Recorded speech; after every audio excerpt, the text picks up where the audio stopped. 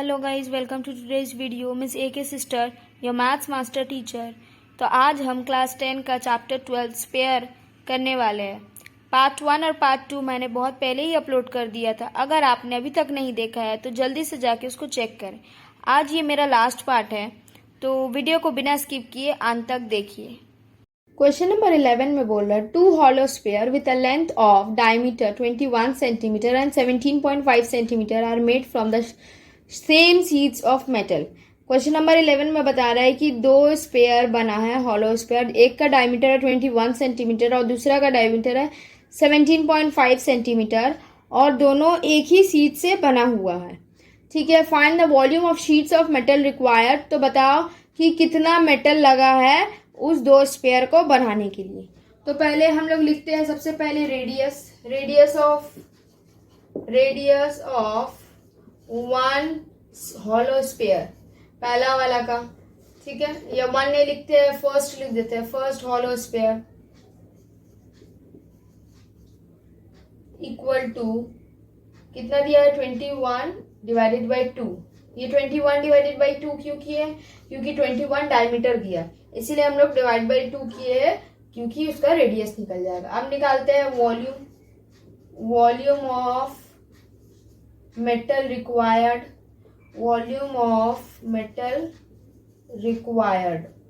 ठीक है, कितना होगा, क्या होगा इसका फॉर्मूला? 4 pi r square.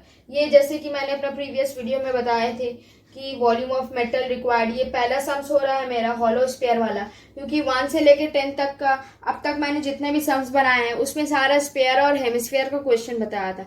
लेकिन ये सम्स ऐसा है जिसमें हॉलो स्पेयर के बारे बताया। तो मैंने अपना प्रीवियस वीडियो में सारा इंट्रोडक्शन, सारा कंसेप्ट विथ फॉर्मूलाज और कुछ सम्स भी मैंने किए हैं। अगर आपने अभी तक मेरा वो प्रीवियस वीडियो नहीं देखा है तो जल्दी से जा करके चेक कीजिए और इस वीडियो को बिना स्किप किए अंत तक देखिए, ताकि आपको पूरा अच्छा से समझ आ जाए और ये भी पता चले कि मैंने जो जो फॉर्मूलाज आपको दिए हैं वो सारा का इस्तेमाल, वो सारा का यूज मैं इस क्वेश्चंस में करने वाली हूँ हॉलो स्पेयर से रिलेटेड। ठीक है, volume of metal required equal to 4 pi square. अब वैल्यू बढ़ाते हैं, 4 इंटू पाई का वैल्यू कितना है 22/7 इंटू आर स्क्वायर। आर कितना है 21/2 का स्क्वायर। ये हो गया radius of first hollow sphere. अब हम लोग निकालते हैं radius of second hollow spare.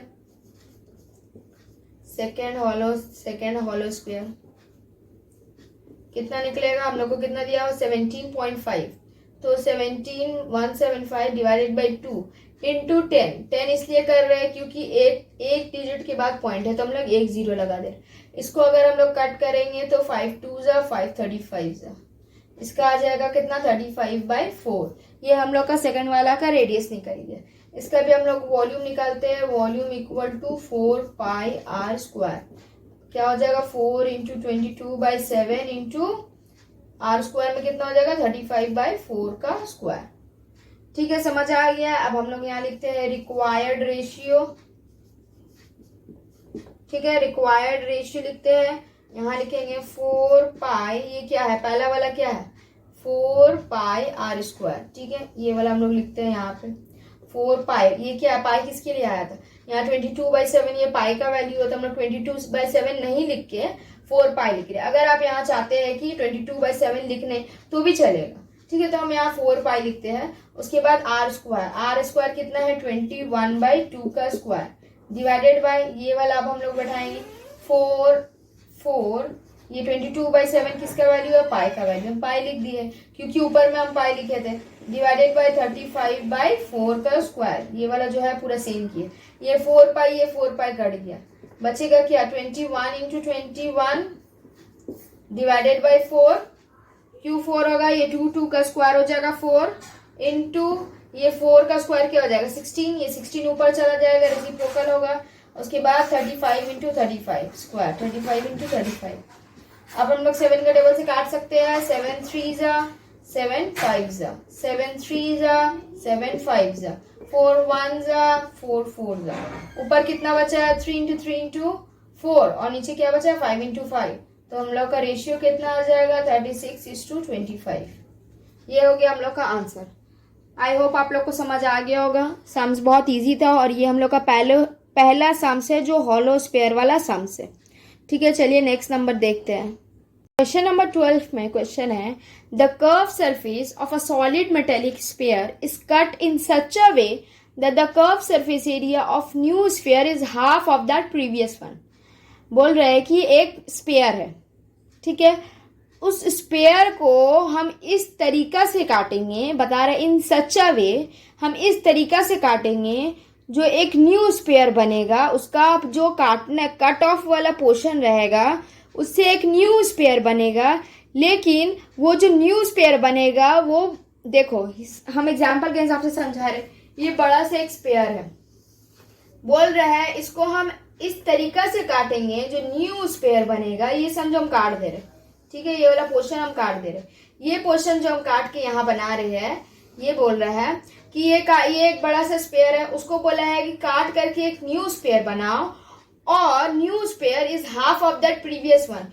इतना इस तरीका से काटो कि जो पहले वाला जो स्फीयर है उसका आधा हिस्सा का दूसरा न्यू स्फीयर बने, मतलब फर्स्ट स्फीयर का हाफ लेकर के दूसरा स्फीयर बनाना है, न्यू स्फीयर बनाना। तो ये कह सकते हैं कि ये स्फीयर इसका हाफ है ना। हम लोग को क्वेश्चन में तो यही बोला ना कि इस तरीका से काटो कि पहला वाला जो स्फीयर है फर्स्ट स्फीयर का आधा हिस्सा से दूसरा न्यू स्फीयर बन जाए, ठीक है, ये बोला है।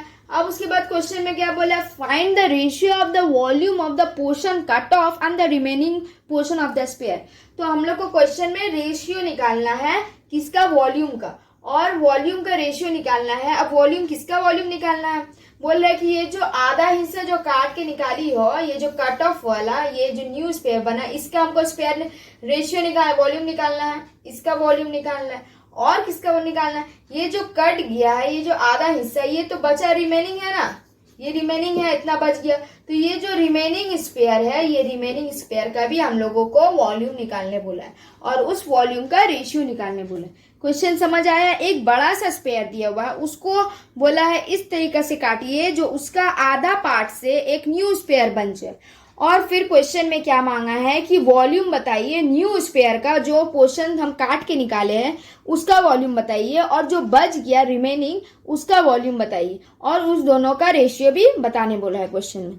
समझ आ गया है तो हम लोग कर लेते हैं, ठीक है। पहले हम लोग क्वेश्चन में लिखते हैं, let radius of old sphere.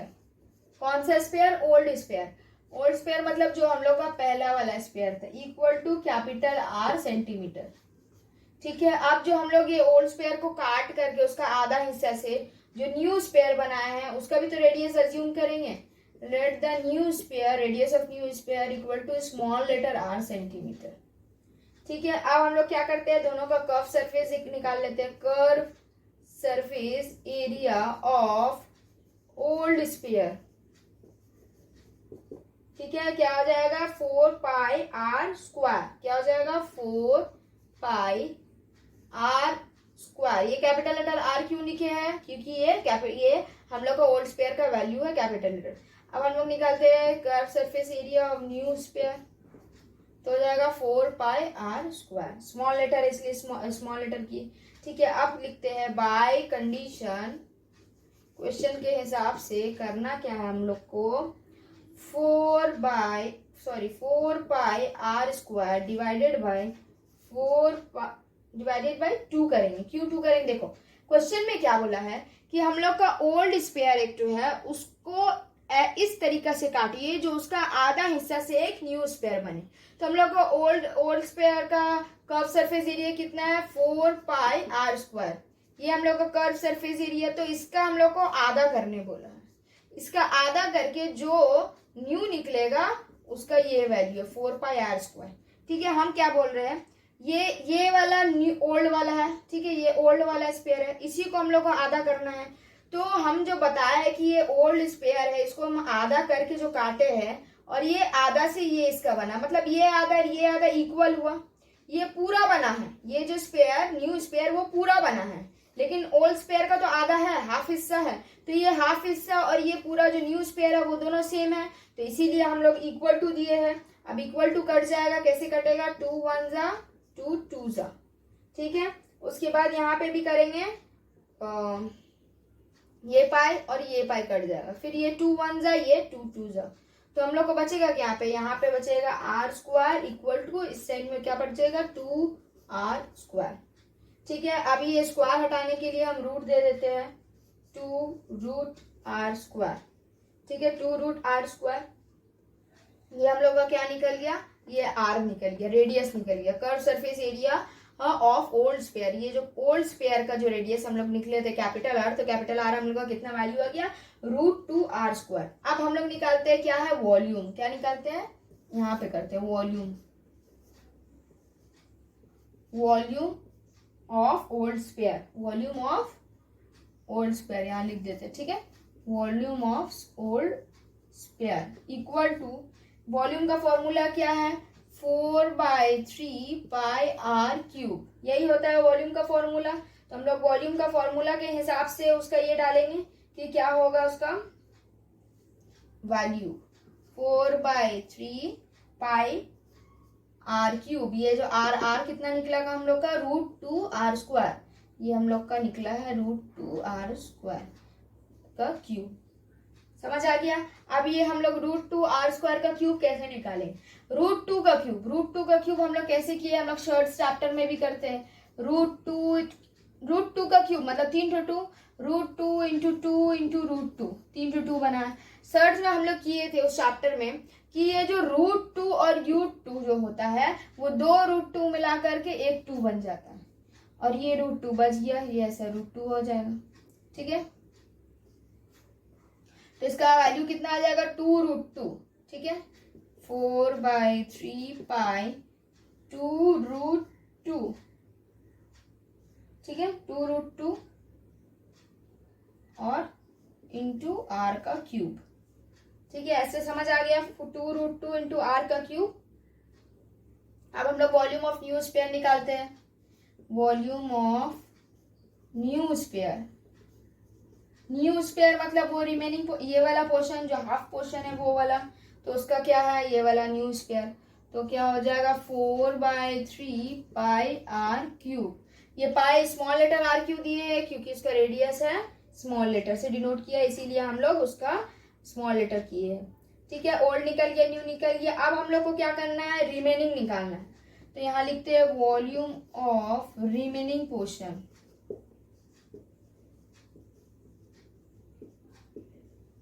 Remaining portion निकालते हैं। रिमेनिंग पोर्शन का हम लोग वॉल्यूम कैसे निकालें, तो ये वाला जो है ये हाफ, ठीक है, ये पहला वाला old sphere minus new sphere करेंगे तो हम लोग का रिमेनिंग निकल जाएगा ना। ओल्ड मतलब ये जो पूरा है, ये जो पूरा है, ये पूरा वाला से हम कुछ हिस्से निकाले हैं, ये कुछ हिस्से निकाल के ये बना है, तो हम ओल्ड माइनस न्यू करेंगे तो मेरा ये रिमेनिंग पोर्शन निकल जाएगा। ये ओल्ड है पूरा और ये न्यू है, मतलब माइनस करेंगे तो मेरा रिमेनिंग पोर्शन निकल जाएगा। तो volume of remaining portion equal to old minus new square. Old का मेरा वैल्यू कितना आया है, ओल्ड का वैल्यू ये है, ठीक है, ओल्ड का वैल्यू क्या है 4/3 pi r cube into 2√2 minus, और न्यू वाला का कितना है 4/3 क्या है पाई आर क्यूब इक्वल टू, अब कॉमन लेते हैं 4/3 पाई आर क्यूब, इसमें से बचा क्या 2√2 और कुछ नहीं बचा तो -1, ठीक है, इसमें कुछ नहीं बचा क्योंकि 4/3 पाई आर क्यूब तो हम यहाँ ले लिए तो कुछ नहीं बचा तो -1। ये हम लोग का क्या निकल गया, ये हम लोग का वॉल्यूम निकल गया रिमेनिंग पोर्शन का। किसका निकल गया, रिमेनिंग पोर्शन का। अब हम लोग को क्वेश्चन में मांगा क्या है, क्वेश्चन में मांगा है तो रेशियो निकालिए। क्या निकालिए, बोला कि क्वेश्चन में रेशियो निकाल करके दिखाइए कि रिमेनिंग पोर्शन का रेशियो कितना है और जो हम लोग कट ऑफ पोर्शन किए थे उसका रेशियो कितना है। तो हम यहाँ लिखते हैं ratio of cut off portion, cut off and remaining portion, ठीक है, यहाँ लिख देते हैं रिमेनिंग पोर्शन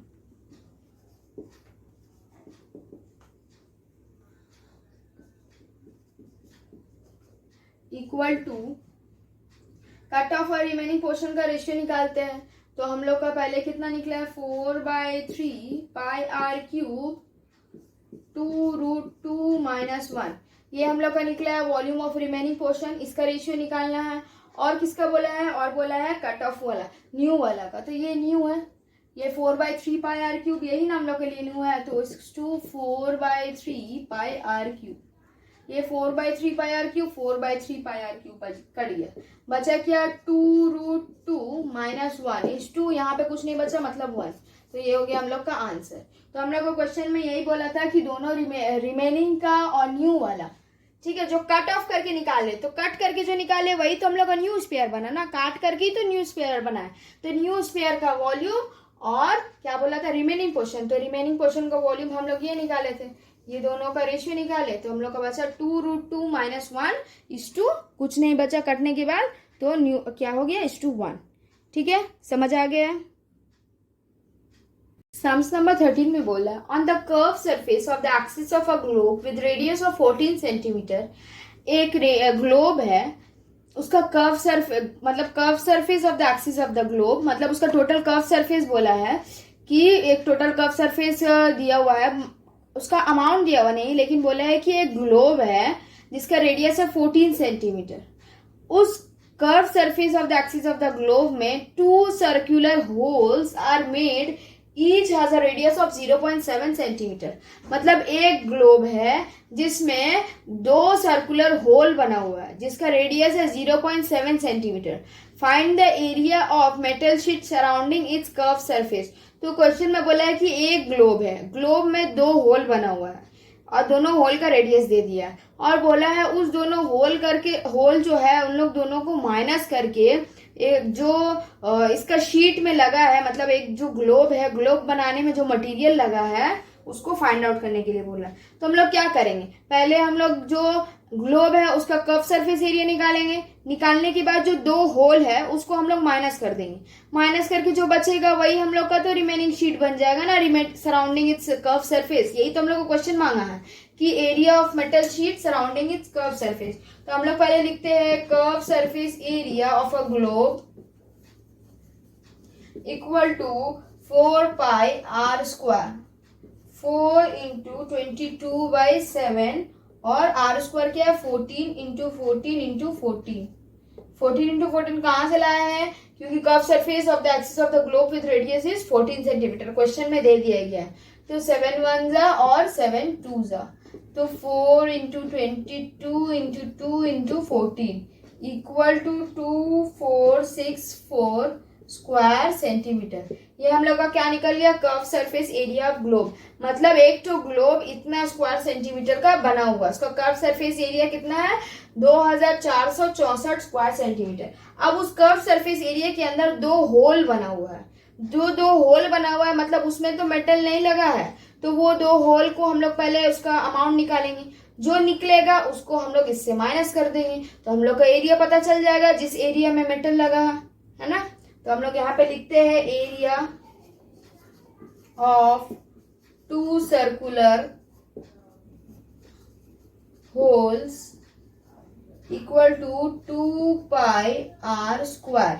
ये हम लोग का फॉर्मूला लिखते हैं 2 × 22/7 × आर स्क्वायर। आर कितना है? 0.7, 0.7 × 0.7। ठीक है, ऐसे होगा, या फिर ऐसे भी आप कर सकते हैं। 0.7 × 7 है, मतलब 7 ही है। 0.7 का क्या मतलब बनता है? 7 है। ठीक है, 7 × 7 का स्क्वायर है, यहाँ पे लिखते हैं 7 का स्क्वायर। तो 2 × 22/7 × 0 था, 0 का हटा के यहाँ पे 100 कर देते हैं। ठीक है, 7 7 जा 49 और 10 10 जा 100। ठीक है, समझ आ गया? 7 1 जा 7 7 जा, फिर 2 के टेबल में 2 1 जा 250 जा, फिर 2 11 जा 225 जा। तो क्या बचे ऊपर? 7 × 11 कितना होगा? 7 × 11 होगा 7 × 11, तो 77 / 25 इक्वल टू 3.08। ये हम लोग का क्या निकल गया? ये हम लोग का निकला है एरिया ऑफ 2 सर्कुलर होल्स। अब हम लोग को क्वेश्चन में मांगा क्या है? जो उसका जो एरिया बचा, मतलब ये जो कर्व सरफेस एरिया, एक ग्लोब है, उसमें से ये 2 होल बना हुआ, समझो ये 2 होल बना हुआ, तो ये 2 होल में तो मेटल नहीं लगा है, ये 2 होल में तो जो उसका मेटल है वो नहीं लगा है, लेकिन बाकी एरिया जो है उसमें तो मेटल लगा है। तो हम लोग क्या है, हम लोग पहले ये टोटल निकाले ये कितना है, उसके बाद ये जो 2 होल है उसका अमाउंट निकाले, निकालने के बाद इसको ये जो 2 होल है उसको टोटल से माइनस कर देंगे, तो ये जो रिमेनिंग है वो रिमेनिंग हम लोग को पता चल जाएगा ना। तो ठीक है, हम लोग वैसे ही करते हैं, यहाँ पे the area of metal sheet equal to कितना है 2464 माइनस 3.08 इक्वल टू कितना आ जाएगा 2460.92 स्क्वायर सेंटीमीटर। आंसर ये हो गया आंसर। क्वेश्चन क्या किया हम लोग, पहले ग्लोब का उसका कर्व सरफेस एरिया निकाले, उसमें से जो 2 होल था वो दोनों होल का अमाउंट निकाले, निकालने के बाद उसका कर्व सरफेस एरिया से लेस कर दिए, जब लेस कर दिए तो हम लोग का आंसर आ गया कि एरिया ऑफ मेटल में कितना शीट लगा है। ठीक है, तो कितना शीट लगा है 2460.92 स्क्वायर सेंटीमीटर, ये हो गया आंसर। क्वेश्चन नंबर 14 में क्या बोला है, calculate how many marbles with radius of 1 centimetre will be formed by melting a 8 solid sphere having 8 centimetre radius. बोल रहा है कि एक सॉलिड स्फीयर है, मतलब एक सॉलिड स्फीयर है जिसका रेडियस है 8 सेंटीमीटर, कितना सेंटीमीटर 8 सेंटीमीटर। अगर हम इसको मेल्ट कर देंगे, मतलब उसको पिघला देंगे, पिघाल करके मेरा कितना मार्बल बनेगा जिसका रेडियस होना चाहिए 1 सेंटीमीटर 1 सेंटीमीटर। ठीक है, तो क्वेश्चन में हम लोग को यही मांगा है कि बताओ अगर हम ये 8 सेंटीमीटर रेडियस वाला स्फीयर को मेल्ट करवा देंगे तो उससे कितना मार्बल बनेगा जिसका रेडियस होगा 1 सेंटीमीटर। तो हम आपको बताए थे कि जब भी मटेरियल के बारे में बोलेगा कि उसको मेल्ट कर देना है, बड़ा स्फीयर को छोटा स्फीयर में कन्वर्ट करना है मेल्ट करके, या छोटा छोटा को ऐड करके बड़ा वाला में करना है, जब भी मटेरियल से रिलेटेड कुछ भी बोलेगा तो हम लोग को समझ जाना है कि वो वॉल्यूम के बारे में बता रहा है। तो इस क्वेश्चन में भी हम लोग को क्या बोल रहा है कि ये सॉलिड स्फीयर को मेल्ट करेंगे तो कितना हम लोग का मटेरियल का वॉल्यूम निकलेगा जिससे हम लोग मार्बल्स बनाएंगे जिसका रेडियस होना चाहिए 1 सेंटीमीटर। तो कितना मार्बल बना सकते हैं एक स्फीयर को मेल्ट करके, तो यही हम लोग को क्वेश्चन में फाइंड आउट करने बोला। तो पहले हम लोग लिखते हैं रेडियस ऑफ सॉलिड स्फीयर कितना दे दिया इक्वल टू 8 सेंटीमीटर। क्वेश्चन में अब निकालने क्या बोला indirectly, volume equal to 4/3 pi r cube. क्या हो जाएगा 4/3 पाई आर क्यूब में 4/3 पाई आर कितना है रेडियस 8 का क्यूब, यही आ गया। ये हम लोग का क्या निकला, ये हम लोग का पहला वाला सॉलिड स्फीयर का रेडियस निकाल लिए और वॉल्यूम निकाले। अब हम लोग निकालते हैं रेडियस ऑफ मार्बल, ठीक है, इक्वल टू 1 सेंटीमीटर, है ना। अब इसका भी हम लोग वॉल्यूम निकालते हैं 4/3 pi r cube equal to 4/3 पाई 1 का क्यूब। 1 क्यों लिए, क्योंकि इसका रेडियस क्या है 1। अब लिखते हैं बाय कंडीशन 4/3 पाई 8 का क्यूब ये वाला और डिवाइडेड बाय 4/3 पाई 1 का क्यूब ये वाला। ठीक है, अब ये क्या होगा 4/3 कट जाएगा पाई, बचेगा क्या 8 क्यूब, मतलब 8 इंटू 8 डिवाइडेड बाय 1 इंटू 1। ठीक है, तो हम लोग का आंसर कितना हो जाएगा 512 आंसर, ये हम लोग का आंसर हो जाएगा। तो कितना एक स्फीयर को मेल्ट करके कितना मार्बल बन जा रहा है, तो एक स्फीयर को मेल्ट करके हम लोग का बन रहा है 512 मार्बल्स। ठीक है, अगर आपको मेरा वीडियो पसंद आया है तो लाइक कीजिए, अपने फ्रेंड्स के साथ शेयर कीजिए, सब्सक्राइब कीजिए। Thank you for watching.